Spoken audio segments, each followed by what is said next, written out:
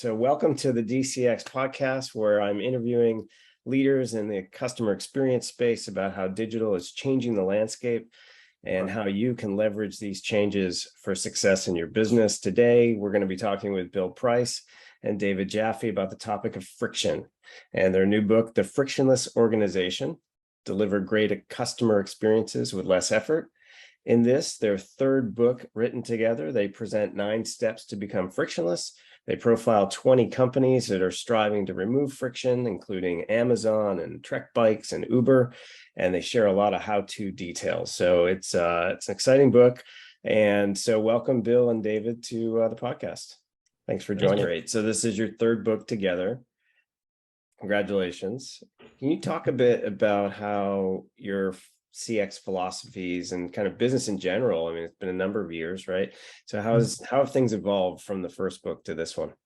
You want to start with that, David? Because we sort of start in the book with a little bit of that retrospective too. The interesting thing for me is that, if you like, our philosophy hasn't changed.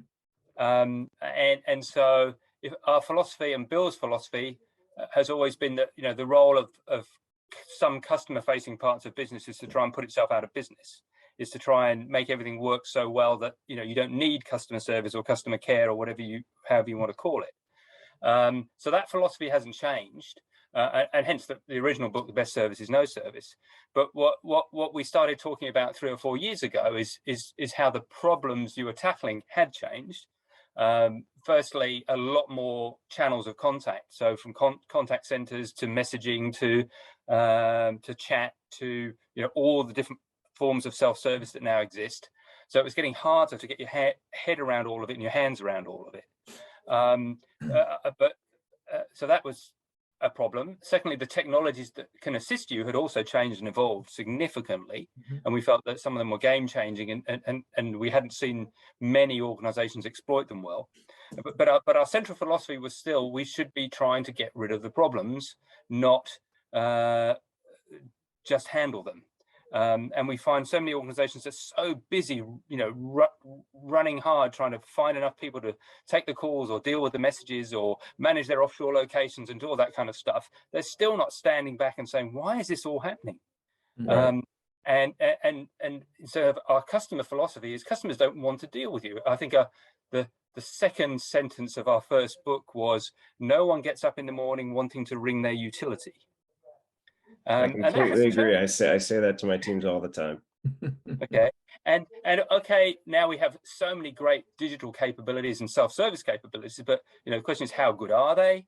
How well have we communicated them? How intuitive are they?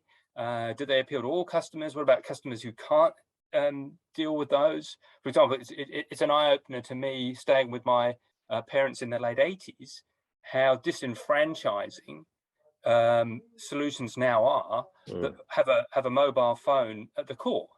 My parents would not be able to use most parking meters now in the UK because they demand a mobile phone. They wouldn't be able to go into most football stadia because they don't have a phone to put their ticket on. You know, and all these things were, you know, are now challenging for certain demographics. As an example of how problematic some of this world has become for some people, but we also go into some organizations and find they're not promoting digital well. They're not, the frontline staff don't even understand what the digital solutions are capable of. And digital has also created new problems, like, you know, what's my password and how do I change this and where is this located and can I do this on this phone, and all those kind of problems. So it's spawned new problems. As one general manager who runs the contact centers for one of our major banks in Australia said, you know, we've rolled out all these apps and self-service and all these solutions, and we have the same number of people in our contact center today as we did 10 years ago. They're just dealing with different stuff. So our philosophy hasn't changed. And Bill, you might want to pick up from there. Well, no, I think you summarized really well, David. In the intervening 14 years since book 1 and book 3 came out, Mark, what we found is that some companies do get it. And they have been notable and been well documented in the fact that they are providing simpler solutions or easier solutions. And we call them the innovators in the book, companies that are some of them are digitally native, which made it easy for them, but they thought through the overall proposition from the get-go. And then other organizations that have been around for a lot longer period of time, some of them are struggling to figure out how to get onto the digital path and how to make things frictionless. And we call them the renovators. But by subtraction, there are a lot of companies that are in neither category. They just haven't gotten it yet. And they're the ones that really are still causing the friction or not able to get over the fact that they're causing this effort and frustration for their customers. So I think the thing that has changed maybe in this period of time is that the difference has gotten more dramatic. And we hear when we talk to clients and when we go to conferences, why is it that your company can't be as easy to deal with as company X? And company X could be a number of different organizations that are used by comparison. But when any organization hears that, when they used to hear that, they would say, well, we're not like company X. We are a bank, or we are a utility, or we are the government. But that is going away because customers and consumers don't care anymore. They say, if that other organization or company can make it easy for me, you guys should make it easy for me too. We're beginning to see the realization that has to happen, and that organizations, whether they are government agencies or older companies or internet companies, doesn't really matter where they came from. They all need to realize that customers are driving these changes, and they want to have digital solutions that are easy and work. They want to have the effortless type experiences. So I think that what we're catching now through the interviews and the profiles we've done is that organizations realize we have to do something, but we're not sure what to do. How do we make that change? Got it. Yeah. So what in your mind then is a frictionless organization? Mm-hmm. And is it possible? Is it possible? David, I'll bounce back to you on that one, and then I'll chime in. I love the way he gets me to go first. Have you noticed this habit? That's fine. So we think a frictionless organization is one that makes it itself so easy to deal with that customers hardly have to deal with it. So the friction is all the contacts they create and problems they create that the customers then have to expend effort on to solve. So let me give a personal example. So in arranging my flights to come from Australia to the UK, 6 weeks before the flight, so I booked it on a self-service portal that deals with lots of airlines. I'm not going to name them. And 6 weeks out from my flight, I get an email saying, "Dear Mr. Jaffe, your flight has been cancelled." Okay, there's a little bit of friction in that for me. Mm-hmm. It's like, well, hang on a minute. And it basically said, made it easy if I wanted to go and cancel the whole arrangement and get rid of the whole trip, which obviously wasn't a preference for me. Or it said you can ring this number. So basically, about 3 hours of calls later, we'd sorted out that I got onto an alternative flight and so forth. Then exactly the same experience happened 5 days out from the flight. I got literally the same message. I'm sorry, dear Mr. Jaffe, your flight has been cancelled. In this case, it wasn't even true. The flight had merely been rearranged, rerouted. Was going to take longer, and therefore one of my connections didn't work anymore. And another 3 hours of phone calls and backs and forths, and eventually, found alternatives, and it was all sorted. But I reckon that, a frictionless experience with that would have been, dear Mr. Jaffe, your current connection in Frankfurt no longer works. There is one available 2 hours later. Is that acceptable to you? Answer yes or no. And we could have sorted it in, 5 minutes and one interaction, not 3 hours of blood, sweat, and toil on both sides. And therefore, this is the potential of being frictionless, is that it saves effort not just for me as a customer, but saves a huge amount of cost and problems for this organization, where currently the phone's ringing off the hook because flight cancellations are now a much more common phenomenon across the world with COVID and other things. And so, for example, Qantas at one point 4 weeks ago had wait times of up to 10 hours for the contact centers because they were overwhelmed with all this incorrect types of demand that wasn't being handled well. So the opportunity to get rid of friction is tremendous for both the customer and all these organizations. Come on, Bill, I'll pass to you.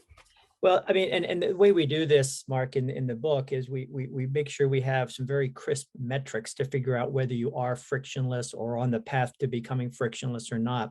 And so picking up on David's example for the airlines, we actually have an airlines example in one of the early chapters of the book. But the idea is to look at the rate of contacts per issue and the rate of contacts overall.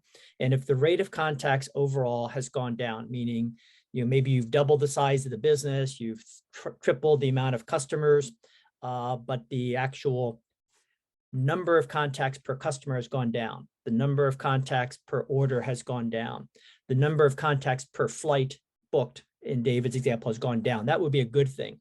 But in too many cases, those numbers have gone up, either because the organization isn't able to measure that. They haven't figured out how to measure the rates. They only measure the whole volumes, the total volumes, or they haven't realized how that's so important to the customer experience and to the employee experience. So the agents don't like having a 10-hour hold time because that means they're beleaguered. They have no rest. They have no breaks. And so this friction is bad both for customers and for the organization. And I'll give you a quick example too, and use a different one. I was jogging this morning listening to NPR, National Public Radio, and there was a story that NPR does every so often about outrageous bills, invoices that consumers have to pay. And it was an example that's a little bit unique to the American healthcare system, but there was a husband and wife couple, both of them getting cataract surgery. One of them had a $200 charge, the other one had a $4,000 charge. Yeah, I saw that article as well. It was just amazing. And they talked to the husband who had the $4,000 charge. He's actually an MD. He's a smart guy. And he talked about call after call after call. And one of his first calls was, why is my bill so high? Which we talk about in the book as a really good litmus test, a good signal for friction.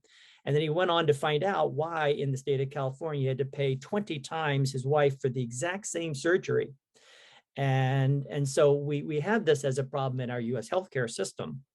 And friction comes up all the time. And we tend to, in that industry, we tend to kind of gloss it over or try to make it a little bit easier. But what it needs is a really wholesale change, or someone to break out and make it a big change. And I think what we talk about in the book is frictionless organizations are ones that think through this fundamentally.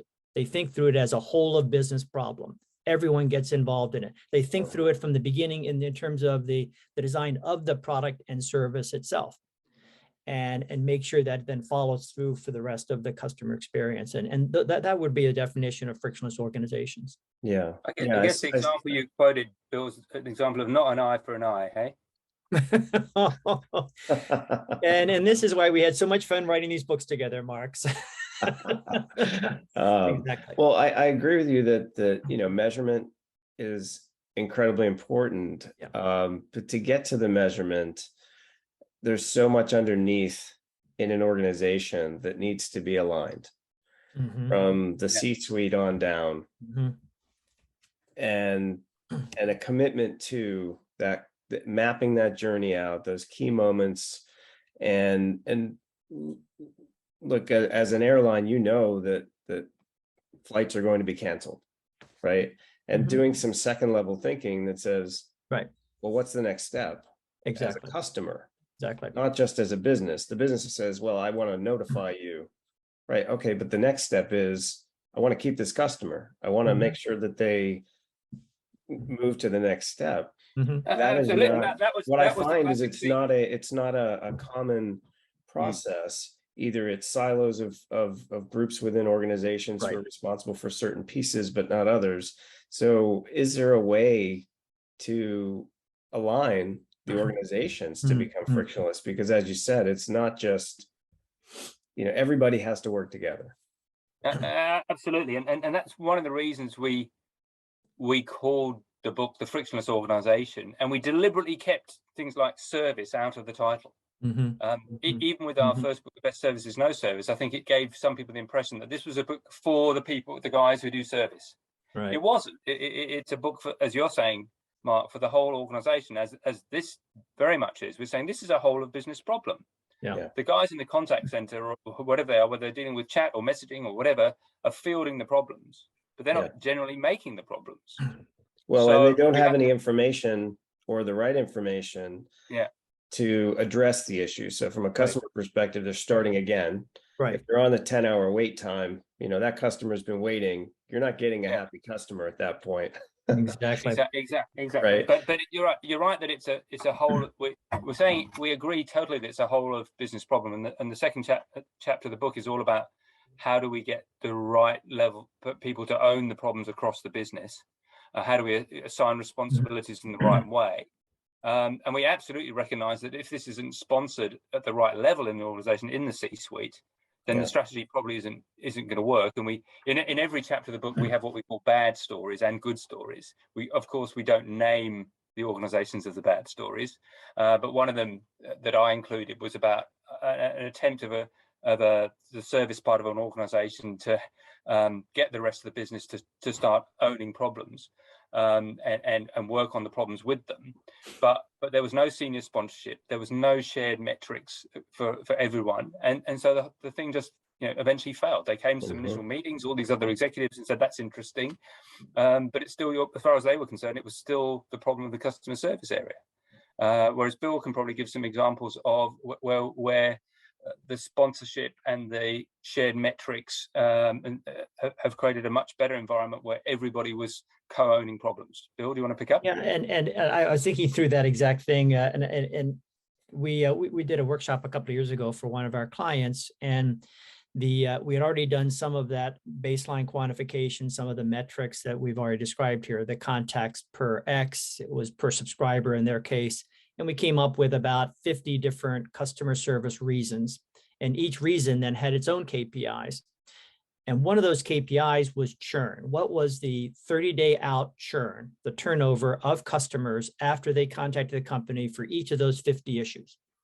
Not easy to come up with those data, but once we came up with them, we had this workshop, and the CEO attended the workshop, and his intention was to be there to kick it off and just show the flag and then to go back to his office. But as he was reviewing the data with everyone, all of his team around him at that time, he was just shocked because the average churn was, I'll just say X. I won't give the numbers even. The average churn was X per month. And for some of the reasons, it was like 1/10 of X, like not an issue.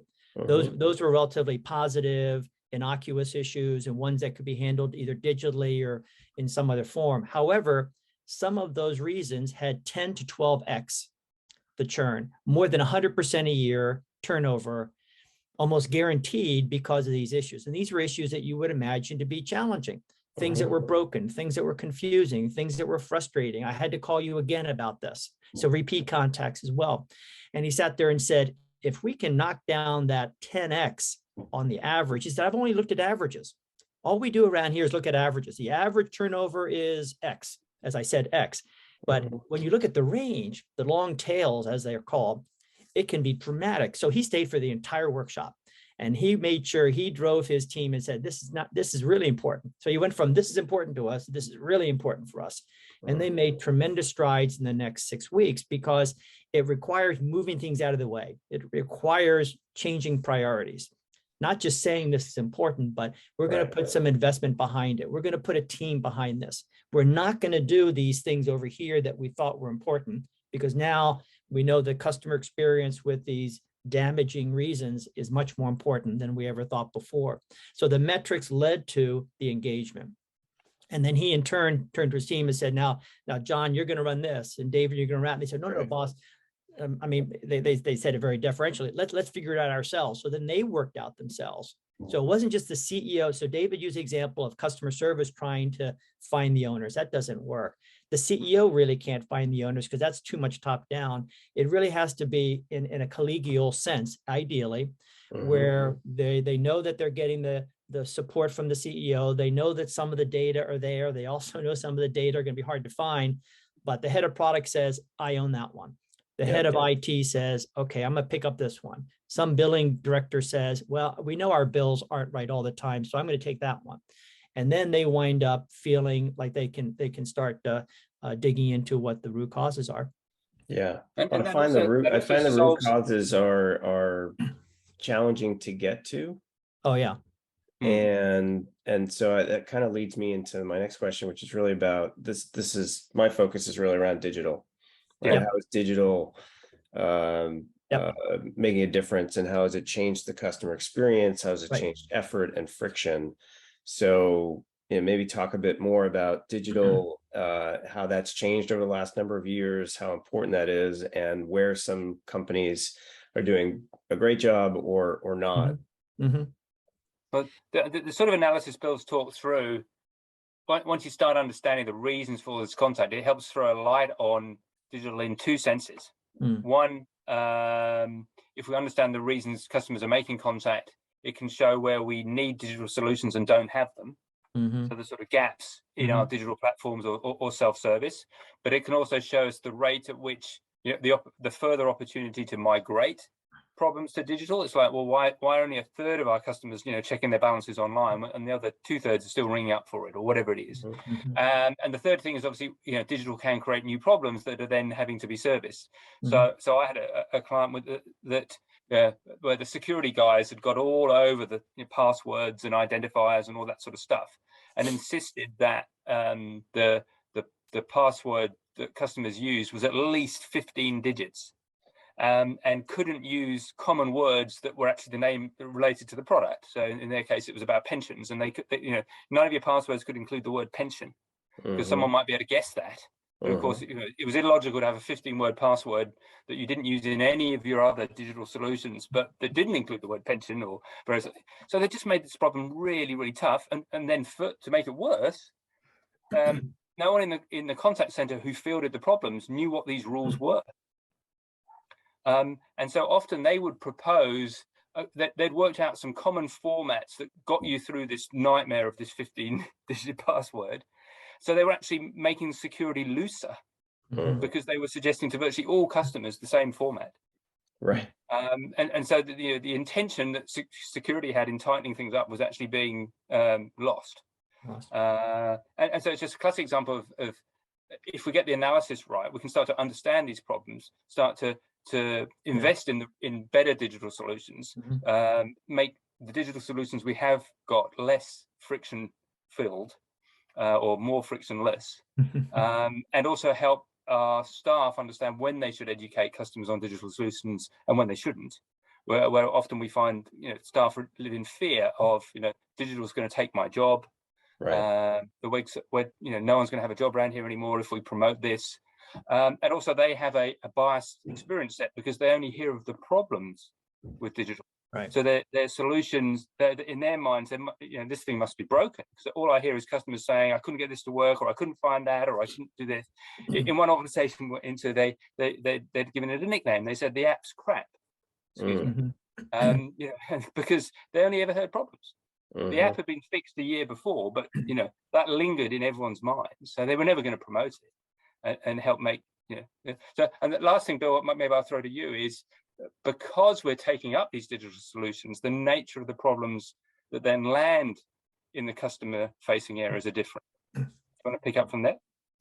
Yeah, I mean, I think the first source of this, Mark, is to figure out what should be provided as a digital solution. And the tendency in the last 10 or 15 years has been, in some companies, not all of them, while we've got these really great tools, we have apps, we've got chatbots, we've got an IVR that's pretty intelligent. We got all these different tools we can use. Let's put as much as possible on those tools, and let's see what works, or let's make it as digital as possible. Digital first, digital only. We hear these terms all the time, and yet oftentimes what we've run across is that customers get confused. There are too many options. They're not quite sure how to sort through it all. And so we have in the book a fairly simple looking but hard to perform sorting mechanism that says certain of these reasons need to have a digital solutions, but other ones need to have a personal touch. Other ones need to be eliminated through their root cause. And then in the digital solution corner, apply some root cause analysis in there to figure out whether something is effective or not. So again, doing some metrics. What is the containment rate by issue in the digital tools?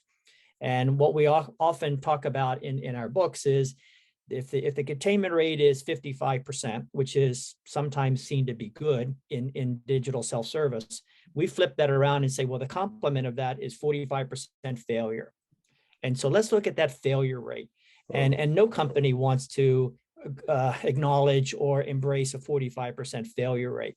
And so how can we get that failure rate down to single digits, which means like a 90% success rate per issue in digital?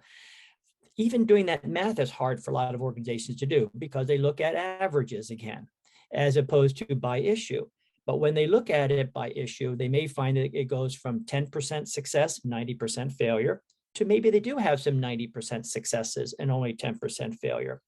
But from the customer point of view, if that fails for them, what we like to see is, or we like to say is, you're going to be lucky if they call you. I mean, David called because he had to get to Frankfurt, had to get on to England. But if it had been a less critical change and something had been canceled or done wrong, he might have just said, well, forget, I'm not going to do this anymore. I'm going to shop somewhere else. I'm going to go somewhere else.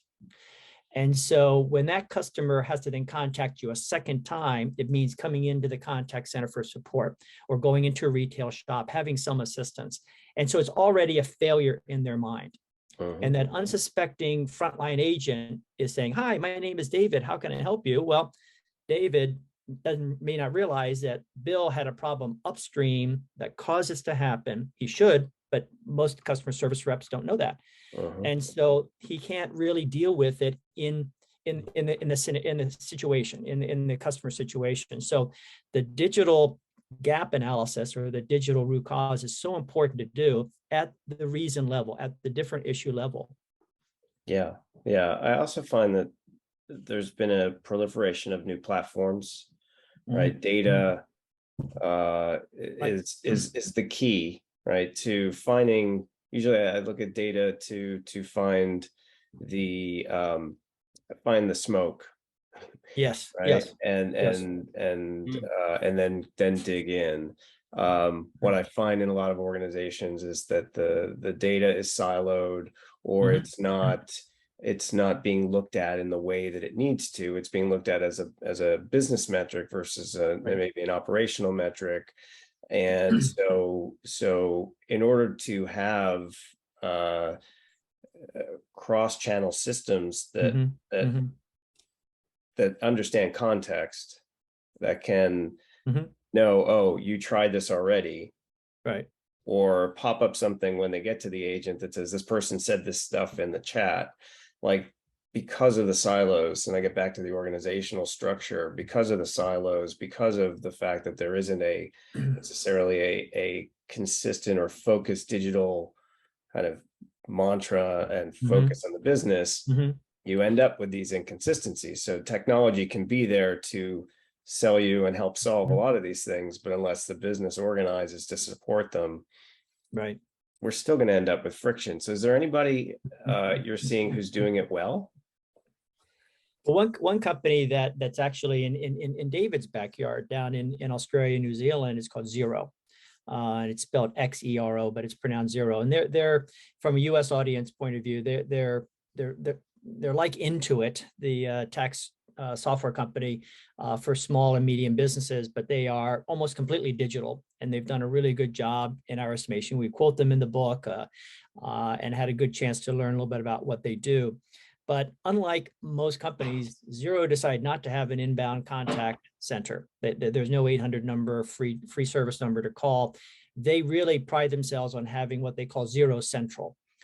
Central repository of knowledge articles of customers, helping customers C2C on their website. And here's one of the key things. They actually measure it, and they say that they have a 96% containment rate in Xero Central. So A, they can measure it, and B, it's a darn good number. So only a 4% failure. And then when it fails, then there is the equivalent of a trouble ticket that goes downstream to someone at Xero, who then figures out the right expert to call you back. And so the expert calls back and says, okay, Mark, I see, and they know where you were. I see you're on Xero Central. You tried this, you were inquiring this, it didn't work. Yeah, how can I help you? Or can I give you some more information? And if that is the actual problem that the customer had, then that Xero customer service rep learns from it, but doesn't just solve the problem, which is necessary, but goes beyond it and says, how can we make Xero Central even stronger? What were we missing? Why wasn't intuitive enough? How can we make it even better? as a tool. So their intention is to go from 96 up, up towards 100%. And customers love it. I mean, they love the product. The product's simple, intuitive, easy to use. They don't have to contact even Zero Central very often, but when they do, it really seems to work for them. So we're not saying get rid of your 800 number service at all, but we're saying keep it, have that. In that case, it's a full multi-channel or omni-channel view that they've done that seems to work really well for their customer base. Well, it sounds cultural. It sounds like everybody understands, right? The piece, exactly. I do find oftentimes, and I think you'll agree, contact centers, they address the issue for that customer for that moment. Exactly. And then they move on to the next one. Right. And the idea of really understanding, like, wait, that call came in because of this. Mm-hmm. And it turns out that there's an issue downstream at the retail store where they're saying this, but that's not correct, right? Exactly. And not addressing those things. So, but culturally, if the intent is to provide that feedback, right, you can get closer to solutions. Yeah, those data are, as you point out, Mark, those data are available, but they're not pulled together, or as David likes to say, they're not joined up. And when you join up those data, it's powerful. Another way to look at it is your customer, this is sort of the challenge we often give. Your customers know everything about their experiences and everything about you, but you don't know everything about them. Right. And in other words, it's not always immediately known from the company point of view, but if the customers believe that's the case, then they will even go beyond that and even imagine that the company should know that.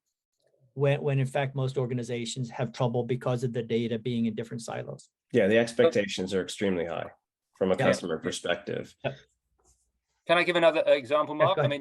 So firstly, what Bill's also touched on or hinted at is we think there's a problem that organizations are obsessing about how do we go, with surveys and feedback. And they're so busy saying, how do we go? They're not asking, why did you have to? Mm-hmm. Which is a more fundamental question. Mm-hmm. They're assuming that we had to, or that we wanted to, or something like that. But they never really ask that question. And as you said, never get back to the root causes of, we're so busy scoring everybody and saying, how good was our experience, that we're not asking the fundamental question of, should we have even needed to have an experience? We might mapping journeys we don't even want to go on. What's the point? Right. So to give a good example, one organization that it's a UK-based insurance conglomerate that sort of picked up on this philosophy, and a gentleman led a huge sort of transformation program in that business, and found they were totally obsessed with surveys and speed metrics. How quickly we're doing stuff. How quickly we're picking the phone up. All that good stuff. And whereas he got good data on why things were happening and who was accountable and how well digital was working. And within a year, they'd removed 40% of the contact. Mm-hmm. The operational savings were huge, and moved the satisfaction scores, however they were measuring it, up by a factor of 20% as well. Mm-hmm. Because they now had more time to deal with the problematic queries and the difficult stuff. Yeah. And there wasn't as much friction for customers, so they were generally happier. You can imagine that customer retention improved dramatically as well. So this was a huge turnaround. And plus, the executive team had a common point of focus of things they could work on, rather than being held accountable for, say, a net promoter score, without knowing what levers they as individual execs could pull that would make a difference. And once they had the right data, they could see the problems that they could work on, as Bill was describing earlier. Yeah, and just chime in one more point on this one, Mark, is that the over-reliance on surveys, whether it's a net promoter score survey or a CSAT survey, we actually do talk about those by name in the book. But the idea is a lot of organizations still say, well, our NPS went from 30 to 35 in the last year. We're doing great. Now let's move on to the next topic. Right. Not realizing that inside of that, there are some deep detractors who are very upset, who are about ready to leave or have already left by now. And the fact that these NPS surveys may be summarized on a monthly basis, maybe even a quarterly basis, so they're not even current to be able to create action plans. So we talk a lot about making sure you don't really need to even ask the survey questions anymore, with a lot of the digital tools that are out there with speech and text analytics and other types of predictive tools. You don't really need to wait to ask customers what they think about you and whether they'll recommend you someplace. So you don't need to wait till those data come back in to summarize those. You can actually have a continuous flow and maybe survey customers on specific issues along the way. So those sorts of immersive analytics are emerging very quickly. And the organizations that are embracing those are finding really great benefits to learn the why, as David said, rather than just the overall numbers. Yeah, and as Bill's saying there, I think, isn't it almost rude to constantly put customers through more effort to answer surveys? Shouldn't you know how well you're going? Shouldn't you know how much poor interaction and how much friction you've caused and what experiences you're putting customers through? Yeah. So it's become an easy out, to use a baseball expression, if you like, to put customers through survey and sort of lean on that data, which we think, rather than do the hard yards of analysing, all the other things that are really going on. And to give an example, we also think sometimes there's survey bias and hidden survey bias. So, for example, one of the airlines I deal with in Australia never surveys me on delayed flights. The one time they really need to hear from me, right, they don't ask me. Yeah. Right. And it may even be an accident of the software or something. I happen to think that it's not, that it's maybe more malicious or different than that. But perhaps the CEO doesn't even know that that's the nature of the surveys, and they're only hearing from so-called happy customers on flights that happen to land on time. Right. Yeah, and I find too that the need for understanding the intent and the expectations, it doesn't come from the number, right? Especially for digital experiences. Right. If you ask someone about, if you ask the NPS question after a digital experience, okay, I paid my bill. Great. They're not answering about how that digital experience was. They're answering, my bill's too high, so I gave you a 0. Right. Exactly. Right? And the 0 has nothing. So the only way to really, I think in many cases, really understand more about digital and the experiences that the customers are having, and are they feeling trusting of those experiences? Do they feel like they were heard? Right. The things that usually they go to a human for, requires more direct contact with customers. So it's not saying digital is the end all be all, but it's a key part of it, and it enables you to find those solutions and really understand it from the customer perspective. Right. You write in your book about the path to being frictionless, and you say there's 3 stages. And can you guys describe the stages and the challenges that companies have in moving through them? Go on, Bill. I've gone first a few times. Your turn. Yeah. So we, as you're saying, we have in the book, we've got a very clear summary of different steps that you have to go through, and the first collection of them we call to create a collective focus, to make sure that everyone agrees on what the fundamental problems are. And without that, that's foundational. Without that, then everyone's going to be flying off in different directions. And that includes understanding the reasons and setting up the actions and the priorities and the owners that we describe. The core of the middle of it is really to drive what to do, to really break those down into their actions. And one of the actions is digitize. And another one is preempt, which is a variation, if you will, of digitize, which says, like the airline example David gave in the beginning, if you know something is wrong, let your customers know. Give them options, give them alternatives. Don't just drop them on them for them to deal with it, but provide some sort of follow through. And some of the strategic actions are positive. An example that we talk about a little bit in the book is, what do you do in cases where the customer wants to cancel an account that is cancelable? Do you want to force them to talk to you to try to save them and provide them another alternative? Or do you want to make it a little button click on digital and you can cancel the account? A little bit less serious, what about canceling an order? Not the entire account. Do you want to make that a conversation that you want them to have? Well, customers typically don't want to talk to you about canceling an order, but maybe you want to know why they're canceling the order. So you make it a digital solution with some sort of a drop down or an information set. Well, why do you need to cancel this order?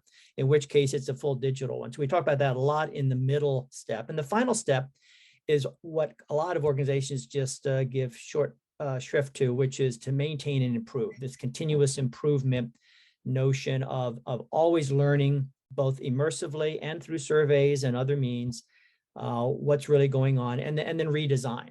Because if you don't redesign these days, your products, your services, your go-to-market, someone else is going to do a better job. So we really talk about the collective focus, the action steps, and then the maintenance and improvement. Can I come in on the redesign, because I think it has a big relationship to digital as well, and we've kind of hinted at it a bit in this conversation, that as you're more and more successful in digitizing and migrating more and more into interactions to digital forms, so customers are self-serving more and more, they're typically doing lots of things there now, and a lot of often simple, straightforward transactions are the easiest to digitize. So we're moving more and more of the straightforward into the customer's hands through self-service, through digital solutions. Fantastic. So what that means is what's left in the manned contact world has now a different complexity mix. Typically now it is the problems. It's the really hard stuff. It's the cancelled flights that need rearranging, and we can't just hit a button to do that, because there's different options and negotiation with several third parties and right? That's now getting too hard potentially for some of our offshore locations too. So we think sometimes digital kills offshore, unfortunately, because it was the simpler stuff and routine that we tended to put in offshore locations, and now we're left with all this complex stuff that maybe people in those locations don't have the experience and life experience to deal with. And therefore, as part of redesign, we have to potentially rethink our models of how we organize to deal with what's left. And what skill sets do we need now? Now we need digital natives helping support digital channels. Maybe the 50, 60-year-olds who we're employing are no longer the right mix for the millennials and others who we're dealing with in different ways. So hence we have this redesign chapter that says there's a lot of new things to think about. Or in our root cause analysis, we may have started to realize that our whole product design process is the fundamental flaw that's causing all this friction. And then we don't just need to, we've put a lot of band-aids on it, but now we need to get back to real fundamentals to say, so how do we design products in the future that stops us building friction in, and to go even more fundamental in things we need to redesign. So we talk about both those aspects as part of that chapter, because as you know, it's a never-ending process. It's like you fix a lot of things, and then a new competitor comes in with an even better mousetrap and an even better interaction model, and you've got to catch up again. Well, wonderful. This has been a great conversation. I really appreciate you guys taking the time. We will look forward to whatever the next creation you guys come up with is. The book is called The Frictionless Organization. It's out now at Amazon.com and any other. There we go. You can see it there. Awesome. And thank you both for joining me. Mark, it's been a delight. Thanks for inviting